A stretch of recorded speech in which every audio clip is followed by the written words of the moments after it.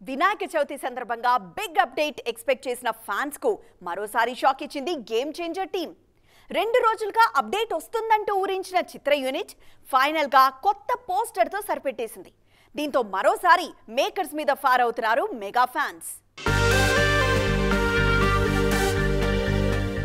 రామ్ చరణ్ హీరోగా తెరకెక్కుతున్న latest movie game changer.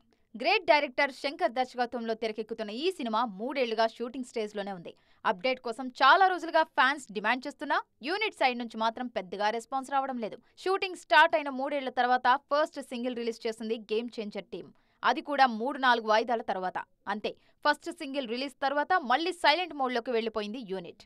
ఆ తర్వాత ఎన్ని అకేషన్స్ వచ్చినా మేకర్స్ మాత్రం ఎలాంటి అప్డేట్ ఇవ్వలేదు. వినాయక చవితి సందర్భంగా అప్డేట్ ఉంటుందని 2 రోజుల ముందు నుంచే హింట్స్ ఇచ్చారు మేకర్స్. దీంతో ఫ్యాన్స్ కూడా ఫుల్ హ్యాపీగా ఫీల్ అయ్యారు. కానీ అసలు టైం వచ్చేసరికి మరోసారి షాక్ ఇచ్చింది యూనిట్. సెకండ్ సింగిల్ ఎప్పుడు వస్తుందో సెప్టెంబర్లోనే చెబుతామంటూ కొత్త పోస్టర్ రిలీజ్ చేసింది. ఇది కూడా ఓ అప్డేటేనా అంటూ గేమ్ చేంజర్ టీం మీద ఫైర్ అవుతున్నారు మెగా ఫ్యాన్స్.